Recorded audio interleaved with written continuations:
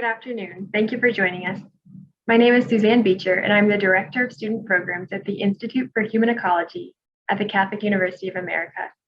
We are so glad that you are able to attend today's panel, Liturgical Living at Home, How to Sanctify Daily Life Through the Wisdom of the Church. This is the first annual event in a series of events hosted by the Institute in honor of Saint Scholastica. The theme of this series is Ora et Labora, or Pray and Work, the motto of the Benedictine order. Saint Scholastica was a Benedictine nun and the sister, believed by many to be the twin, of Saint Benedict. As many of you know, the Church celebrates the feast of Saint Scholastica today. Each event in the Saint Scholastica series will focus on a different aspect of prayer and work. The particular focus of today's panel is how to live the beauty of the faith through our prayer and work in the home. We are delighted to co-sponsor today's event with the Catholic Information Center here in DC. The Catholic Information Center, or CIC, is a haven downtown DC and is home to the closest tabernacle to the White House. The CIC is currently undergoing some exciting renovations, and we cannot wait to see their newly remodeled space once it's complete. To learn more about the work of the CIC, visit cicdc.org. We have an exceptional set of panelists who will discuss different facets of how to live holiness in daily life for today's event. A quick overview of the structure of today's discussion.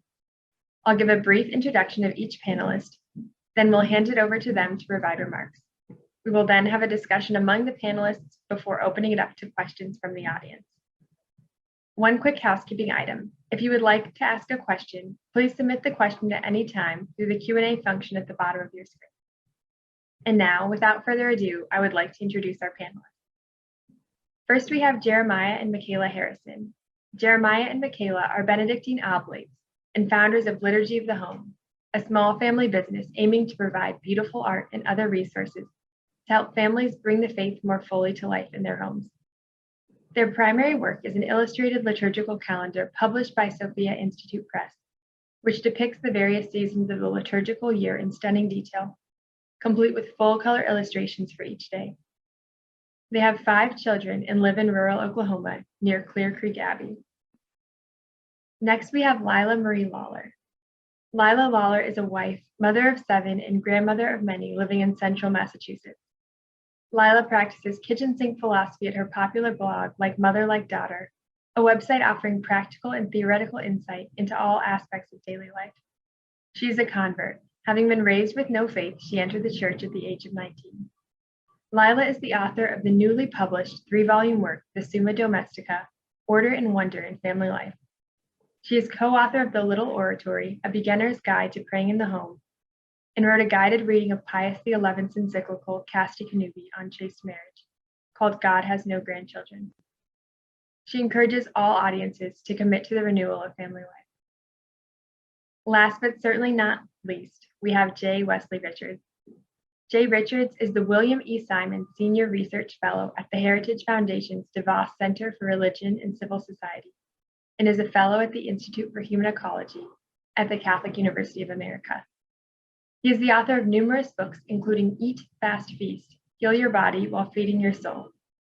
Dr. Richards' work has been covered by many media outlets, including the New York Times, the Washington Post, and the Wall Street Journal.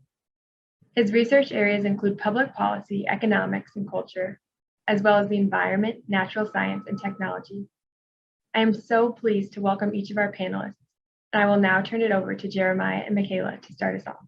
And, essentially, it's like this is the reason why Michaela and I began this work to illustrate the liturgical year, is we've noticed in our own life this need that we as Catholic lay people need to be able to enter in deeper into the liturgy. But still, why is that? And that's because this liturgical year that the church has built over these last 2,000 years, it is the setting in which our whole life and culture should be.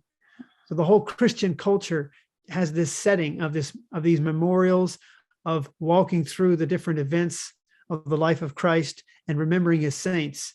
It's actual an integral way on how we are converted to Christ and to come to approach God. So we are, as people, we are supposed to be remembering and commemorating things.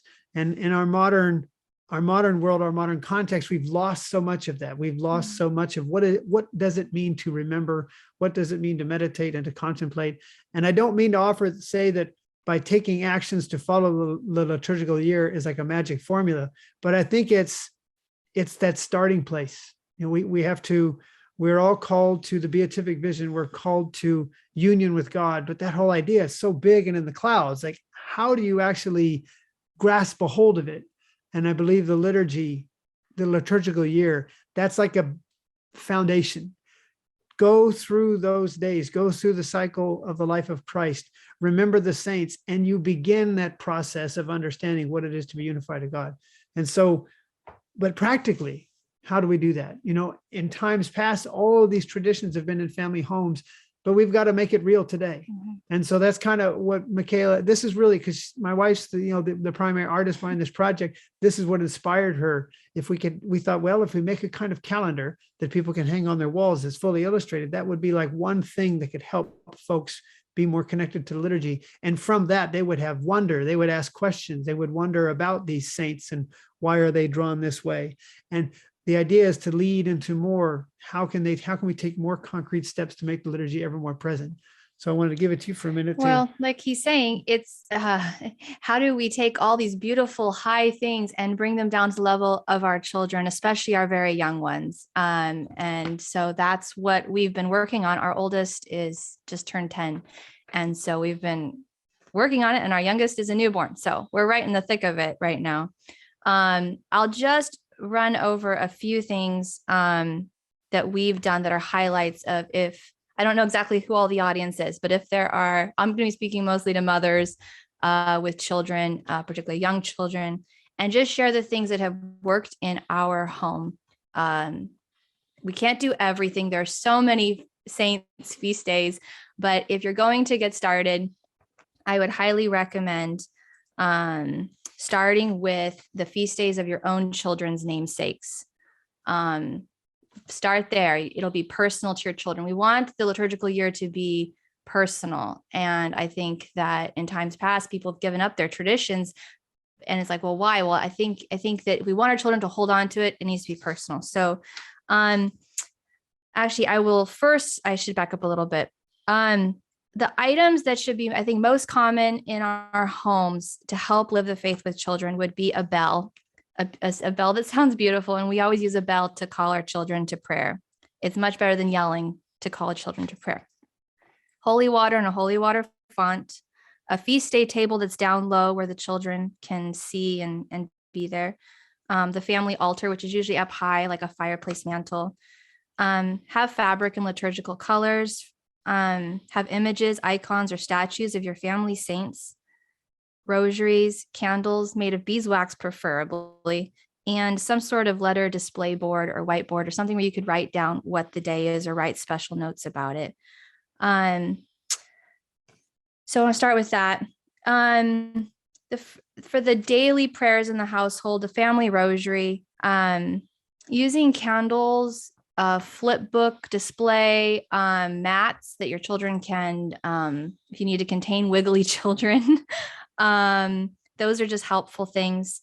For grace before and after meals, it's helped that we have like a little card that's there, so we can make sure we get the words right as we're working on it. For mothers they're overwhelmed with trying to live liturgical year in the home. I'd recommend whenever you're considering a new tradition or you're thinking about how you want to go about it, it's really important to start small, think sustainable, and to think about your family particularly. So your temperament, your husband's temperament, your children's temperaments, and not launch into something that is destined to be frustrating. And there's one thing. So she pulled together a little sheet, and we're going to put it up. I'm going to drop a link into the chat so everyone can see, but where she's kind of provided a breakdown of some of the things that we do in our home. And basically I want to make that available to everybody. You click on this link, there'll be, and we still have to put the documents up. There's a few documents up, other documents will come there. So even check back a day from now, and you can kind of see a snapshot of the things that we find useful in our home. And that could be a springboard for folks in your homes. So also, when you're considering something to do with your family, think about particulars like, can you do one child at a time? Can you set up the other children to do something else? Is it during the baby's nap time? And even talking to your children ahead of time, and saying, hey, I would like to, we want to start this new tradition. We want to, set the feast day table, who's going to do it? And you will be dealing probably with fussiness, with fighting over who does what, but if you talk about it ahead of time, it's a lot more likely to be successful. And if it doesn't go so great, that's okay. Just think what went wrong or what you'd like to do better, and then start again. So all that. Oh, time's up. Okay, sorry. Well, there's more in the document, but anyway, I'll let it go. Thank you so much, Jeremiah and Michaela. Now, Lila, if you want to give your.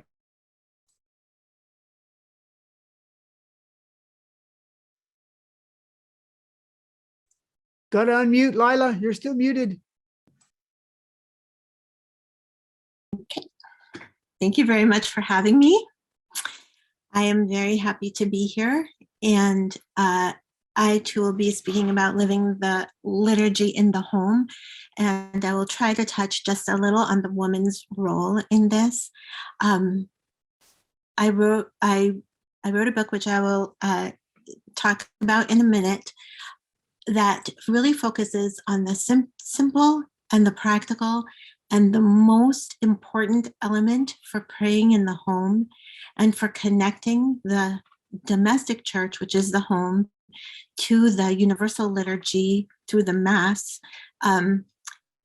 in God's universe, and that is the little oratory or the little prayer corner, or in Eastern traditions, the icon corner in the home.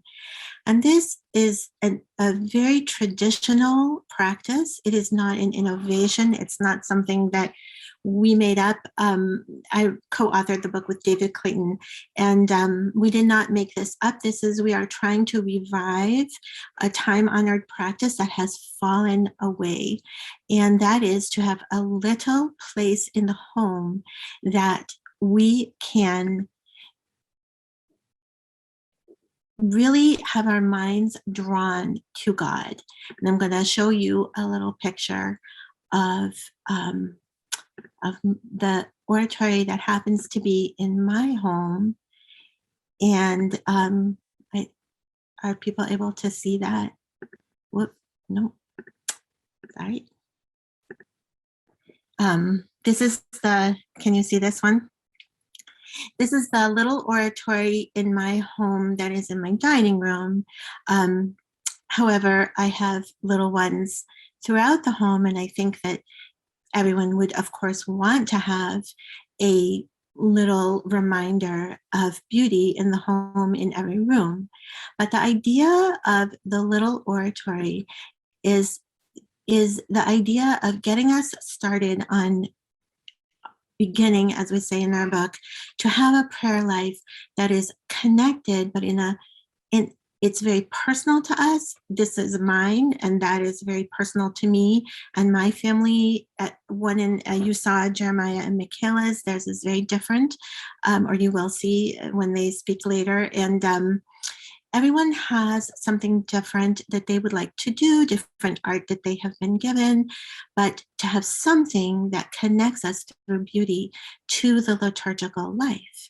Now, the liturgical life is primarily lived through the liturgical year. And this is something that we don't often think about because the idea of it has fallen into disuse.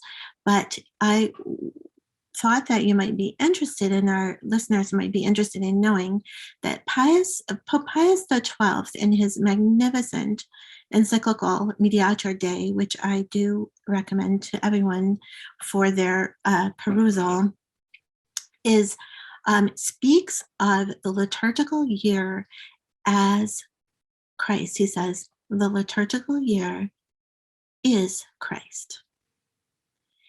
And the reason, if you read what he says, it becomes clear that the reason that he's giving is that the splendor of our Lord can only be assimilated by us over time.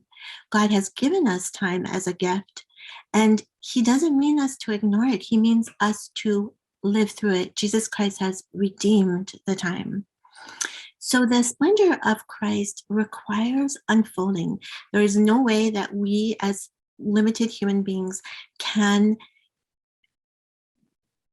incorporate the fullness of Christ in our minds. We can receive him in the Eucharist, and that is how the grace that gives us is how what enables us to live any of this. But for us to, in our spirit, in our mind, in our souls, in our lives, the only way for us to grow in life in Christ is through this unfolding and revisiting. This is something that comes through the liturgical year. Now, the interesting thing about the liturgical year lived in its fullness is that it's connected to nature. And nature has its seasons. It has days, it has hours. There is a literal sun and literal stars that guide us through time, and we need to be connected to that. When the priest faces east, which unfortunately is a practice that has gone to the wayside, we are more brought into the reality of this connection with the cosmos. And I am just going to try to get out of this shared thing here.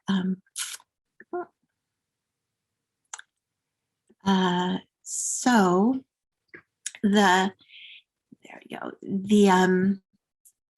This connection is so important for us. It's something that we must have. And the way to bring this back into our lives and the way to live it and to embrace it is to have our little oratory. And for that to be something that we make, and then we live the liturgical year in connection with it as our guiding, organizing principle. And the woman is the one in the home who will do this. She is the one who can connect us with beauty. Our Lady herself was a place. She was a woman. She is a woman. She is this the Queen of the universe, and she is also a place, the Ark of the Covenant. She is the one who makes room for us to encounter Jesus Christ. And so I think the woman has a role through her in creating this place of beauty in order to live a liturgical life.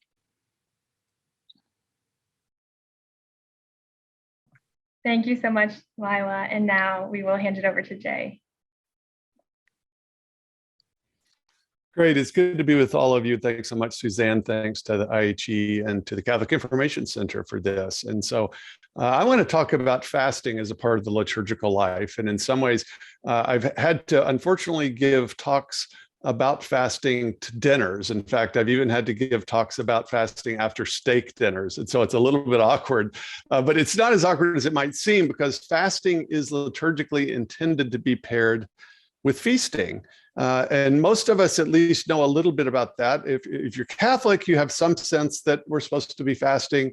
That's the good news. The bad news is that most of the ways in which the church fasted, the real practice of fasting, if you look at the early church, in fact, if you look at the first 1,000, almost the first 1,500 years of how fasting was practiced in the church, it's a part of the liturgy of the home, and is also part of our corporate liturgy. It's mostly fallen on hard times. In fact, I would go so far as to say that the fasting of Western Catholics is now really just residual fasting if you compare it to the way early Christians practiced it. In Protestant settings, it's funny because fasting fell on hard times after the Reformation, but Protestant churches will very often pick up fasting. And so sometimes you'll get very enthusiastic participations in fasts for individual congregations, but they tend to fall by the wayside, I think in large part because they're not connected to the liturgical calendar. So let me give you some preliminary ideas here. My goal, by the way, my goal in this book that I wrote, Eat, Fast, Feast, and in every time I talk about this, is to try to persuade Catholics and Christians in general that we need to recover not just occasional fasting, but what we could call the fasting lifestyle, in which fasting is a central part of our liturgy. It's a part of the way in which we pray. It's a part of the way in which we live. And fasting and feasting, the best way to do that, I would argue, is through a kind of series of punctuated patterns that take place at different time scales. So they take place at the time scale of days, and at the time scale of weeks, and then of seasons. We retain something like that in the Friday fast, at least during Lent, in which what it really is an abstention, and then that partial fast on Good Friday and Ash Wednesday, and then little mini feasts on Sunday. But if you really are to look at this objectively, I think what you would say is that we have retained the feasts and mostly dropped or turned the fasts into kind of symbolic realities that aren't actual practical things having to do with what we do with our bodies. And so it's just important to remind ourselves that Jesus himself, the Son of God on earth, he spent something like, probably 30 years in private life, living with his family. And before he started his ministry on earth that lasted 3 years, he started it with a 40-day fast in the desert. The text doesn't really tell us in any of the synoptics why he does this, but all the synoptics mention it. So they clearly thought it was important. And if it's important for Jesus to do this, it stands to reason that it's important for his followers to do that. Now, we know that his fasting involved not eating. But also it didn't involve him drawing upon his supernatural power, because we know at the end he was actually hungry. And so he could have, anytime he wanted to, of course, supernaturally turned rock into bread. He didn't do that. And so we assume here that the word fasting basically meant not eating. Presumably he drank, because in his body he wouldn't have survived unless he was drinking water, but he went without food. And that is the primary meaning of fast. Now, fasts can be partial fasts, but those are really abstentions. And so I would argue that to get back to the traditional meaning of fast, we want to actually use it in its strict sense and not pollute the words by using it promiscuously and talk about a fasting from Facebook or something like that. Just call it an abstention, or say you're giving it up, but don't call it a fast. And so the early church, because Jesus fasted for 40 days, they just took this as a sign that they were supposed to do it as well. Now, of course, Jesus didn't command his followers to fast. What he did is he basically presupposed that they were going to fast. So Jesus, he didn't say you should fast. He said, when you fast, when you pray, when you give alms. And just as he assumed we would pray and give alms, he assumed we would fast. His command was simply that when we do these things, we not do them ostentatiously. In other words, we shouldn't virtue signal. You shouldn't, if you have a day of fasting and you're at work with friends that aren't Catholic, you shouldn't be going out of your way to remind them that you're fasting. You should do it joyously, in the same way you shouldn't ostentatiously pray. You're not doing this for credit from other people. And so that was just taken for granted. Jesus assumed we were going to fast, and we should. They took Jesus's example of the 40 days, and that's where we get the kind of roughly 40 days from Advent, and the 40 days for Lent is from that expression. But Christians also fasted at weekly timescales. So they fasted normally Wednesdays and Fridays. So Wednesday, because that's the day Jesus was betrayed. Good Friday, because of course that's the day he was crucified. And then a mini feast every Sunday. So notice the pattern. 2 days out of 7 are actually spent fasting. And then 1 day out of 7 is spent on a sort of mini feast. And so you have a weekly timescale of fasting and feasting. Then you have these 4 seasonal fasts called the Ember Days fast that are basically Wednesday, Friday, Saturday fasts that fall roughly at the joints of the natural seasons, winter, spring, summer, and fall. As Lila said a bit ago, that the liturgical calendar, of course, follows salvation history, but it also follows the natural seasons and the cycles of the earth, which I think is a crucial part of that. And then, of course, the really big seasonal fasts and feasts of Advent and Lent, followed, of course, by Christmas and Easter. And then there was another fast that's still retained in Eastern churches, but has not been a part of the Western Catholic life for a long time. And that's a feast either for Peter and Paul or a feast for the apostles in the summer. That's another one of these long fasts. And in those cases, those fasts are normally really kind of abstentions from certain kinds of food or from certain amounts of food, but not an entire fast from all food altogether. And so you notice this way in which the fasting and the feasting is a part of the overall structure of the liturgical life and of the church calendar. Now, when you read church fathers and you read early thinkers on this, I notice, because in my book, I talk about the physical and spiritual benefits of fasting. It turns out there are both. Even though it's hard and it's a sacrifice, there are spiritual and physical benefits to fasting. But when you read the church fathers on this, they don't make that distinction. And so this is just a representative sample of what you can find in the church fathers here from St. Basil. He says, fasting gives birth to prophets and strengthens the powerful. It makes lawgivers wise. It's a safeguard for the soul, a steadfast companion for the body, a weapon for the valiant, a gymnasium for athletes. It's not clear that he's speaking metaphorically here. In fact, I don't think he is. Fasting repels temptations, anoints unto piety. It's the comrade of watchfulness and the artificer of chastity. In war, it fights bravely. In peace, it teaches stillness. So notice he's talking about benefits to fasting. We often, because most of us don't fast very much, and it seems impossible that we could do it, we assume it's mostly a torture. And so this idea that it could have both physical and spiritual benefits is counterintuitive. Now, most of us probably have a sense that there are spiritual benefits to fasting. There's this cryptic passage in the Gospels in which some disciples are out trying to exorcise demons. They don't succeed and come back to Jesus. And he says this mysterious thing. He says, some kinds come out only by prayer and fasting. The implication being that prayer is powerful, but sometimes praying and fasting together are more powerful as essentially a spiritual tool. But there are also physical benefits to fasting, and I could bore you to tears with that. In fact, my wife, before we came on, told me not to ramble on about the physical benefits to fasting.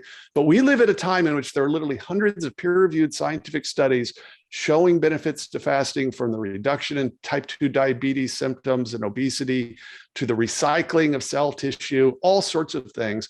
And so science for the last 15 years has been studying the physical effects of fasting. A few people in California decided it was a kind of a cool biohack. And so the world has discovered this thing at about the same time that the church has mostly given it up. And I think that's a perfect time for us to pick up fasting and to realize that it has both physical and spiritual benefits, and to embrace both of those things. The other thing about fasting, and I'll end with this, is that though we retain feasts, feasting isn't just eating a lot. I mean, what we've actually kind of retained is we eat all the time a lot, and then we sort of force ourselves to eat more during a feast, and we go to Mass and we do some things. But it's amazing how the way in which you view a feast differs and is much more profound if it is actually preceded by a robust fast. It just takes on a meaning that you absolutely wouldn't see. In fact, this pattern is so pervasive that when you read some of the church fathers actually interpreted salvation history in the text of scripture in terms of this pattern. In fact, they said the Bible starts with a primordial fast, that is the fast of the tree of the knowledge of good and evil. Adam and Eve are commanded, don't eat from the tree of the knowledge of good and evil. That's a sort of fast. But then how does the Bible end in Revelation? Well, it ends with this heavenly feast in which the blessed are participating in a feast. It's a wedding feast of the Lamb. And so just as it should punctuate our weekly lives and our liturgical calendars and our family lives, so it should punctuate history itself, that fasting and feasting is a part of what God has intended for us. All right, and then with that, I will quit sharing. Thanks so much.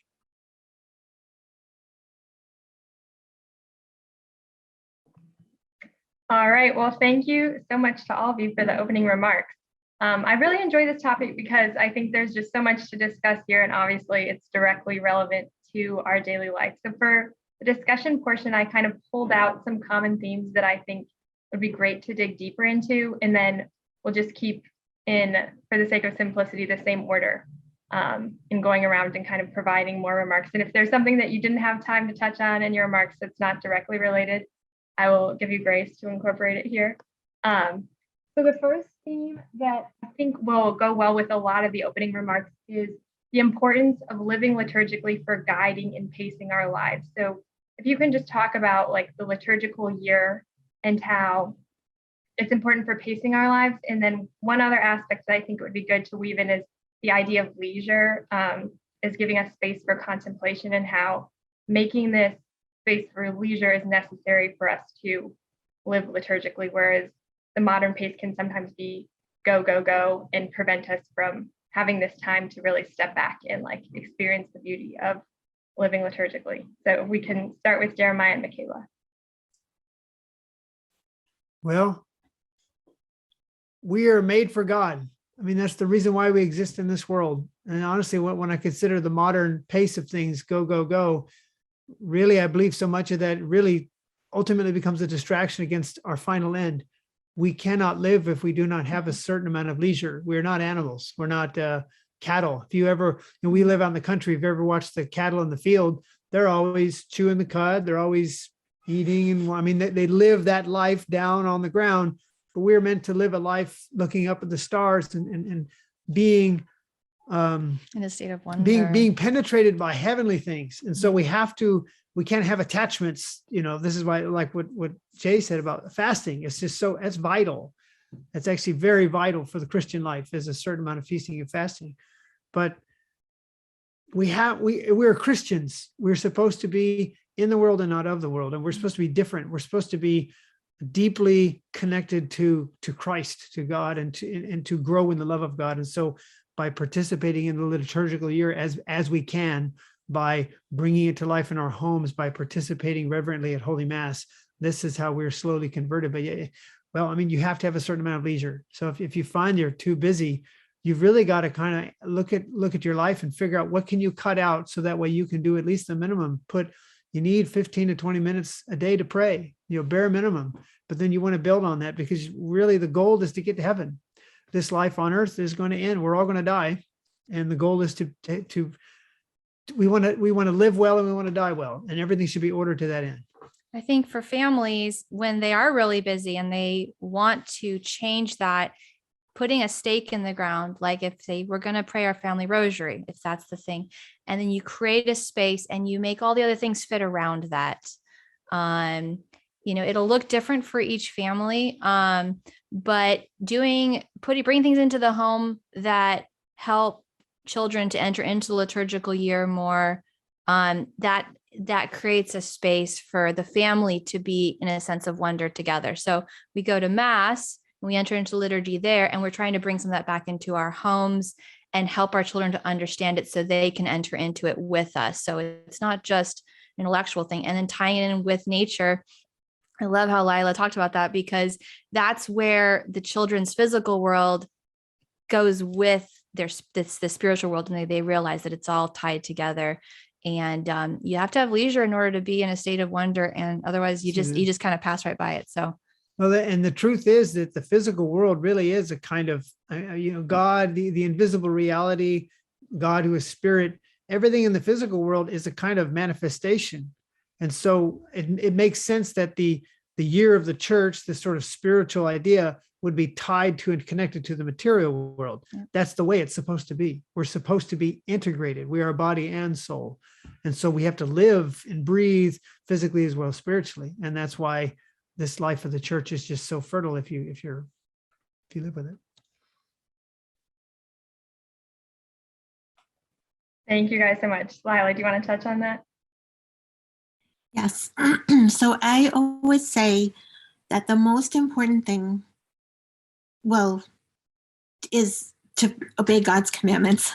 And God actually has a commandment that is oriented towards our leisure, and that is to observe the Sabbath day. And the reason for this is that God made man to contemplate him forever. We are rational beings, and we will see God, which is what contemplation is. It's seeing. We will see God and be with him and be united with him in heaven if we are able to be good, to live his commandments. And the means that he has given to us to do that is to participate in the life of his Son, who gave himself up for us. And the commandment that he gave us was to set aside one day for him.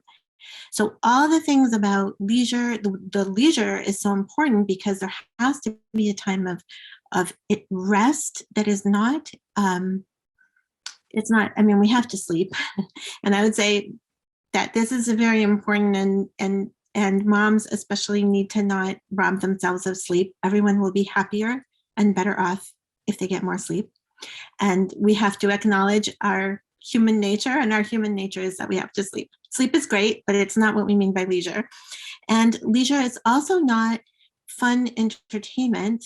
We do have to kind of rest our minds in a certain way, but that's not what it means either. Man is made to work. God set the whole world in front of Adam and Eve and said, go forth, multiply, subdue the earth, and fill it. And he actually gave 6 days for that, which tells what the proportion is. And men, especially the man, is made to be active, to work, to do, to conquer. And that is an essential part of his nature. God made man and woman to work, but specifically the nature of the man is to be active. And he made the woman to be nurturing and to be a place, as I said before. And an extremely, exceedingly important role for the woman is to guard this aspect of the place where leisure can occur. And so a task for the women to take to heart is to make Sunday possible. And if we live our Sundays, I liked that Michaela said, put a stake in the ground. This is my stake. Put your stake in the ground that you will obey God's commandment. And then on Sunday, you will worship. And that takes ourselves beyond ourselves and into God's realm. And that we will rest and we will celebrate. And that goes to Jay's idea of every Sunday being a little feast, because we're participating in God's triumph over sin and death. If we promise ourselves, if we make this Lent, this could be our goal, that we will live our Sunday. Number one, we will not shop. Okay, if you just absolutely have to get some medicine, I get it, but we will not shop. We will not put on Sunday the things that we just didn't get done the rest of the week. If we live that way, if we worship and rest, truly rest, and don't be afraid of that rest, we will come to contemplate God. God will come into our lives. We will have that leisure, and we will have the ability to figure out all the rest. And so all the other things, like how am I going to pray 15 minutes a day? How are we going to say the rosary? All that will become clear if we give God space in what he commands, that this day we keep for him. Thank you so much, Delilah. And now, Jay, I'm going to tack a couple things on that I love if you can answer also. One of them is we have a question from the audience, if you could repeat the 2 days of the week that are traditionally fasting days. And also if you could kind of cover... Oh, sorry. No, go ahead. Go ahead and give me the second. I'll try to remember. Okay, both. The second one is more just to incorporate in the general response to this, which is why has fasting disappeared for the most part in Western culture in contemporary day?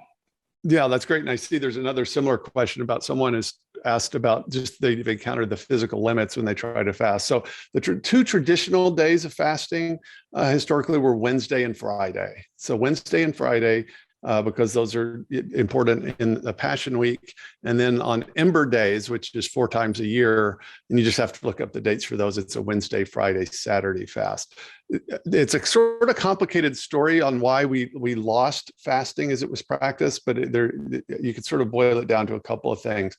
Death by 1,000 dispensations. So as you can imagine, everyone not eating or all day can be kind of hard. And so bishops would often say, okay, maybe some vegetables after sundown or something like that. Well, what about if you do have manual labor? Okay, maybe then you can have a little milk or something like that. Or what if you live near the beach and fish and you don't have access to animal meat? All these kinds of things, which sort of made sense at a different time and place as the church really became global, came to seem almost, I think, in many ways arbitrary. So the dispensations didn't really make much sense. One that we all experience is fish. Why is it that we're only supposed to eat fish on Friday? That's hardly a sacrifice. I mean, right? That's a sort of odd thing, because fish, if anything, is kind of a luxury. Well, it's a luxury for us, but initially it would have been a challenge for someone who didn't have access.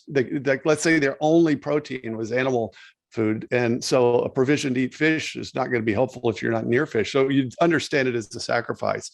So that's part of the story, is just lots and lots of dispensations piled up so that the restrictions seemed to become arbitrary. It wasn't tied directly to this original idea of not eating. And the second part of the story, which is more complicated, is a change in both our lifestyle and the access to food. So our bodies are made with two different metabolic pathways, so that we can either use carbohydrates and convert them to sugar, called glucose, and use them for fuel, or we can convert either dietary or body fat into another fuel called ketones. This is a different type of energy, food energy, that our bodies can use. And in a normal life, for most of human history, people diverse kind of diets. There were times of the year where they did not eat a lot. There were other times where they had a lot. One thing they never did was have industrially refined grains and carbohydrates and 100 pounds of sugar a year like we do. And so the long and the short of it is that because food is constantly abundant, we don't have times with food shortages, and because we live almost entirely on that carbohydrate glucose part of our metabolism, our body doesn't actually know how to metabolize fat. This seems strange, but it is a simple physiological fact that if you're not metabolically flexible, if your body's not used to being able to use fat for fuel, you're going to find fasting to be torturous after 4 hours, because the carbohydrate cycle, it goes up and down like this about every 4 hours, and you have to constantly be refed. If, on the other hand, you are a frequent faster, or you don't eat any carbohydrates, and you say eat ketogenically for 2 weeks, you'll be used to using fat for fuel, and fasting is way easier. Now, some people, when they hear this, they say, well, I don't want fasting to be easy. My answer to that is, look, fasting is a sacrifice. It is not meant to be torturous. And so the fact that so few of us are able to fast like the early church did, that's a sign we're doing something wrong. It's not just that we're spiritually weak. And so a lot of my book is sort of designed over a 6-week period to say, okay, so how do we adjust our lifestyle so that our bodies work properly, so that fasting is a real and sustainable and a permanent part of our life? So that's a kind of a long answer, but if you, like almost everyone else, think, oh, I can't go more than 4 hours without wheat thins or frappuccino, it doesn't mean you have a blood disorder or you're hypoglycemic. It just means you eat a modern lifestyle that needs some adjusting. Great, thank you all so much. The next aspect that I want to focus on is living liturgically in your family. And some subsets of this, and this touches on some of the questions, is how do we include family members who are non-believers or people who are close to us, like non-relatives and friends, in this liturgical lifestyle, or people who are less religious? And then also if you can touch on both how to make the liturgical year and living this way accessible to young children, but also children in high school, well, not even children anymore, your children who are in high school and beyond. And then Jeremiah, I don't know if you want to wait for Michaela and we can start with Lila and go back to you, or we can keep the same order. Do you want to do that? All right, Lila, let's start with you for this one. So I actually want to show the book that I wrote to answer these questions. And I really encourage people to get it, because it really goes into all of these questions, and it's called The Little Oratory, A Beginner's Guide to Praying in the Home. And it's actually a kit to start your own little oratory, because my co-author, David Clayton, is an iconographer, and there are icons in the back of the book that are beautifully produced that can detach from the book. There's perforations, and they can be put, if you have no access to religious art, you can put them in your little oratory and get started right away. But actually, people always have something lurking in their drawers or in somewhere that they can get started with. But we go through exactly the questions that are being asked about how to incorporate children, older children, but something that is very central to our book and that I really want to emphasize is that it's very important to understand that the liturgy is universal and it speaks to old and young. Our mentality today is to dumb things down and to make things quote unquote accessible to children instead of how we looked at it in the past, how the church looked at it in the past, which was to draw the child into the heavenly liturgy. And I think it's very important to go back to the idea of, instead of to go back to the idea of the liturgy of the hours, to be trying to incorporate, especially as either the person on his own or the husband and the wife within the little oratory connected to the church, the idea of vespers, the idea of morning prayer, matins, and to really detach ourselves a little bit from the multitude of devotions that we have, because we can get a little fractured in all of that. The devotions have their place. We have to be fervent. We have to have our loves. We have our saints, and we have our favorite prayers. And of course, the rosary is in a different category. But I think that if we can restore the love for the liturgy, we can really solve a lot of these problems, quote unquote, of how to, the unbeliever, the person who isn't fervent. I saw another question about my fiance isn't as fervent as I am, but don't make the mistake of equating fervor with faith, because fervor is something that is, could be temperamental. It could be that your faith is deeper, but it might not be. And men especially tend not to show they don't wear their religion on their sleeves.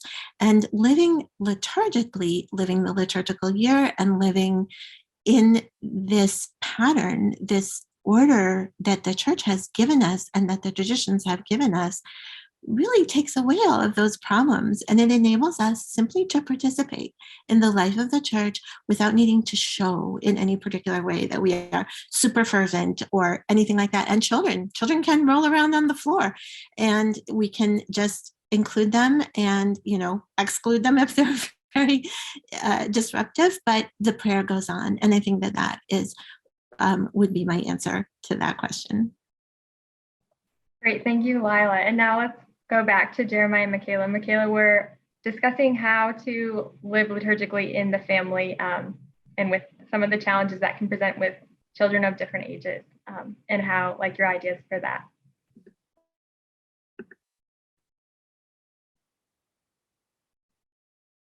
I think you are still muted. Okay, there we go. Lila's still sharing her screen too. I'm trying not to, sorry.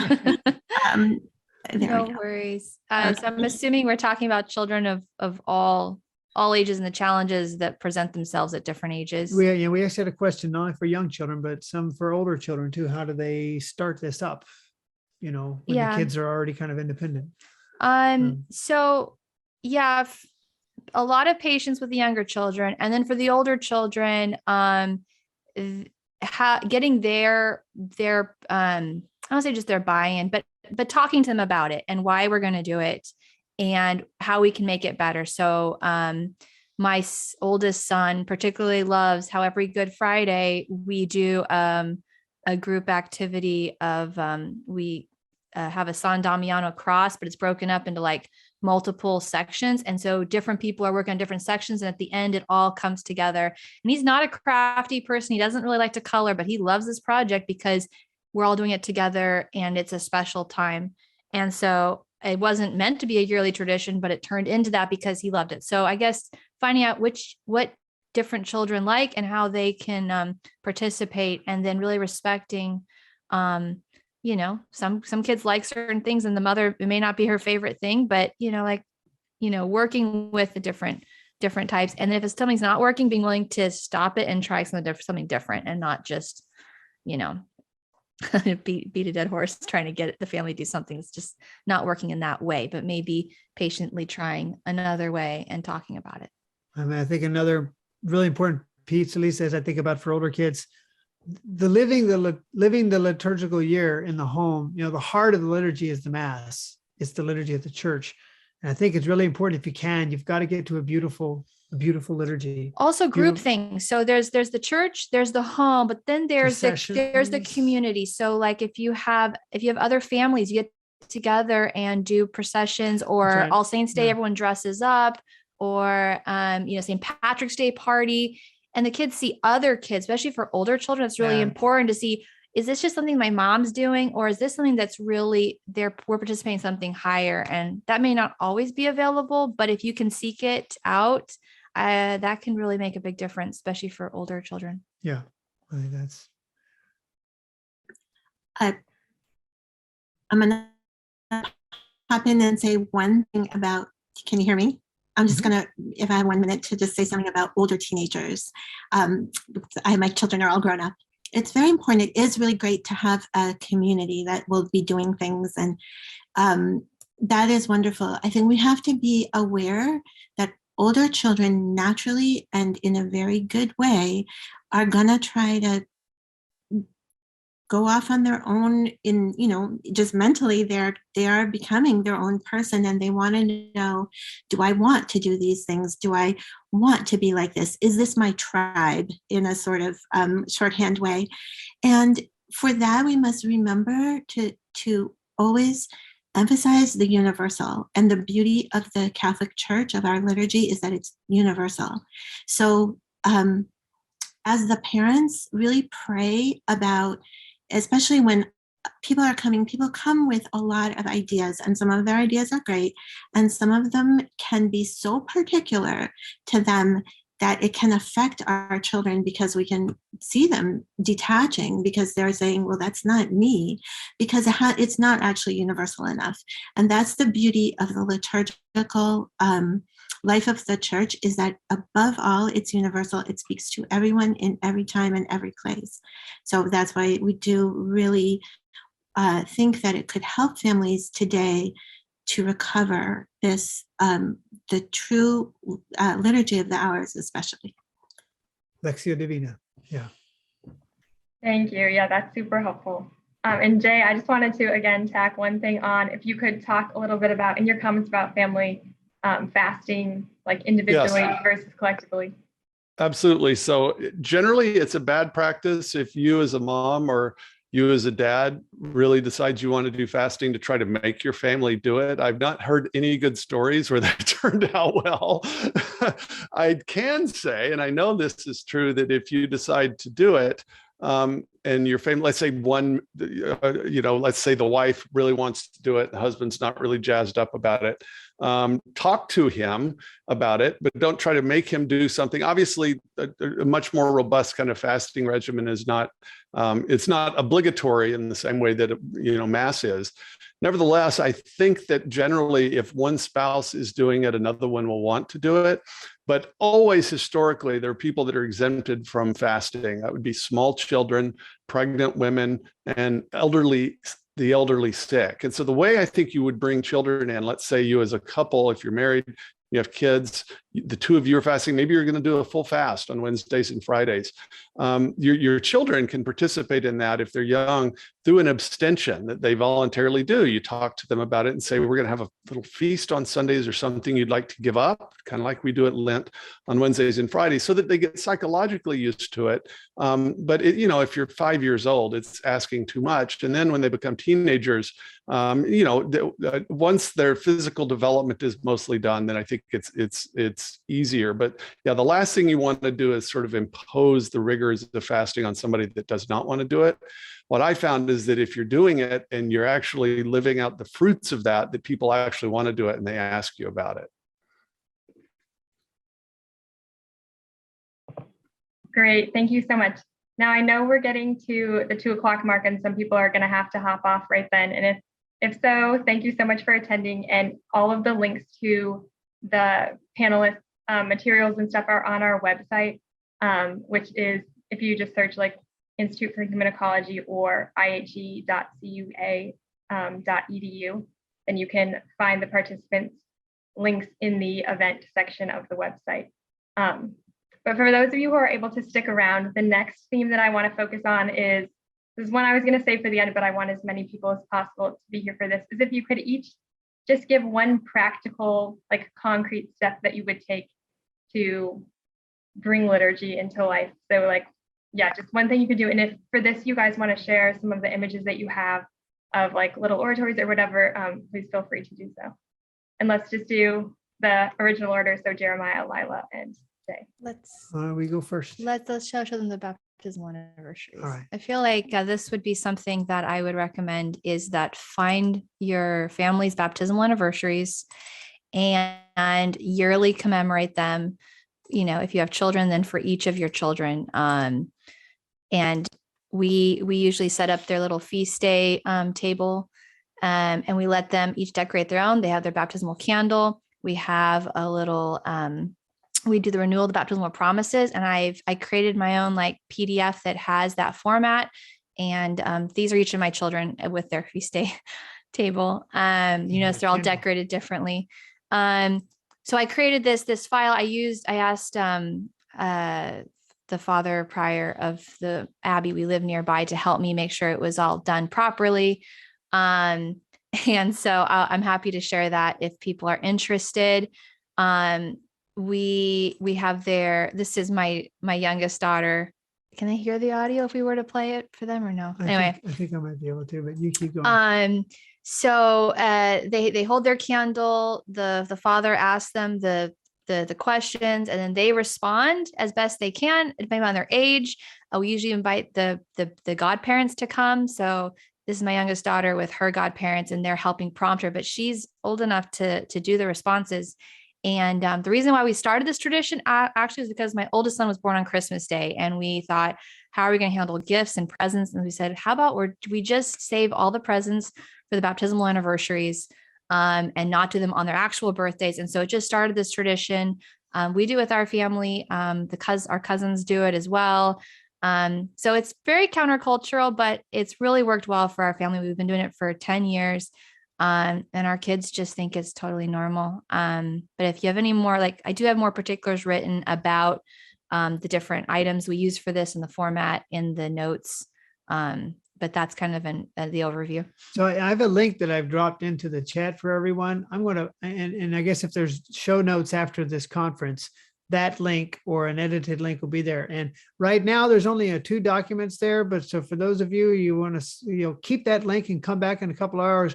We're going to put the notes of just the things we've learned, some images that you could see of the feast day tables that we've built and those sorts of things. So all of that should be up like in a couple of hours after this.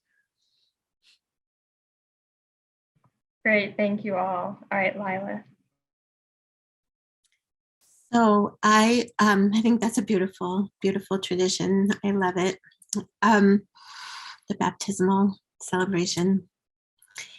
I have 3 things, 3 1 things. But I already did speak about Sunday. So many people are just starting to think about this. We don't get a lot of help from our actual spiritual leaders. The Sunday is something that we can't apologize for. If you're playing sports on Sunday, you need to really rethink it. If you're leaving lots of your work for Sunday, you need to reorganize the other 6 days. Just live your Sunday. The other thing I would say would be live your Christmas.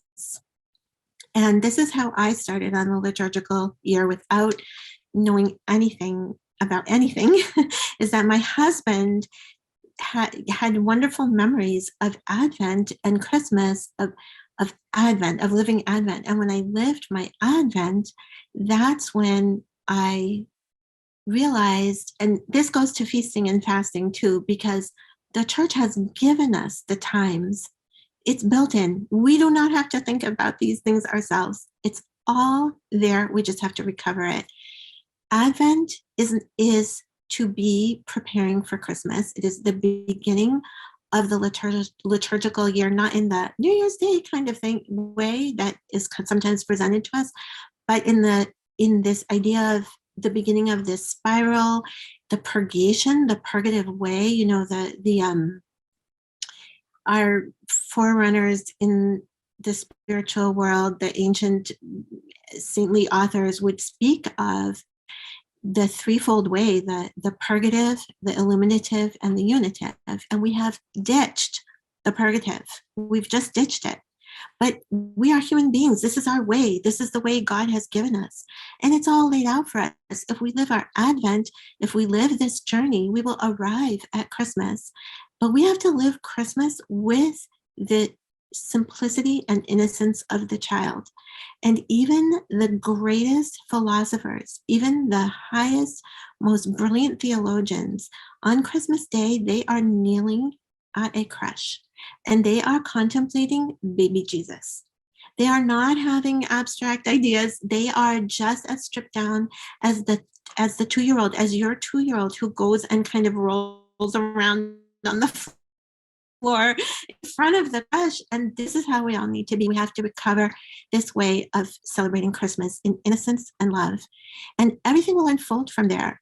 As soon as we live Advent and Christmas, we're going to start thinking about, oh, well, Epiphany and then Lent. And then, you know, and you can have Michaela's beautiful calendar up and you can see the splendor of it and go through the troughs and love the heights. And that will be so fruitful for living the way we ought to live as Christians. And so those two things would be the main ways that I would say of starting, you know, what that I say would be the most important things. And I kind of forgot the third one, but I'll come back to it. All right, thank you so much, Lila. All right, Jay, thank you. Yeah, so the thing I always say about fasting is that people try to just dive right into it. And that's usually a bad idea because if you haven't done it and you're 40 years old, it's just a negative experience and you're very unlikely to do it again. And so I think it's much better to have sort of an on-ramp for fasting. And so if I could only tell people to do one thing, it would be start narrowing the amount of time during the day in which you eat, which is a really kind of really basic thing, but just narrow the amount of time. I'm not saying eat less or eat fewer meals, but narrow the amount of time. So you're not eating 18 hours a day, you're eating 12 and then 10 and then 8 and then maybe even 4, so that if you're eating only all your meals in a 4-hour window at some point, right, you're going 20 hours without eating. And so you're actually acclimating your body to being able to do that. Now that's hard actually, unless you also adjust your diet, but if you could only do one thing, that would be it. But if you could do, you know, that sort of expand that, I would say take the 6-week period during Lent, not just as a Lenten fast, but as the first time, a 6-week period in which you take this on-ramp to fasting permanently. And you do that by adjusting the things that you eat actually during that period of time, except for Sundays, which is a little mini feast even during Lent. But you'd also limit the amount of time in which you eat. And you are essentially training your metabolism. As Jeremiah said, we are body-soul unities. It makes sense that our metabolisms would have a role to play in our spiritual life. And in fact, it does. And so that Lent, it turns out, we know physiologically, it takes you about 6 weeks to develop metabolic flexibility where your body can use these 2 different metabolic pathways. And guess how long Lent is? So it's a perfect time both to celebrate or really to experience Lent and then Easter, but also to shift your life so that this fasting and feasting cycle becomes a part of your spiritual life for the rest of your days.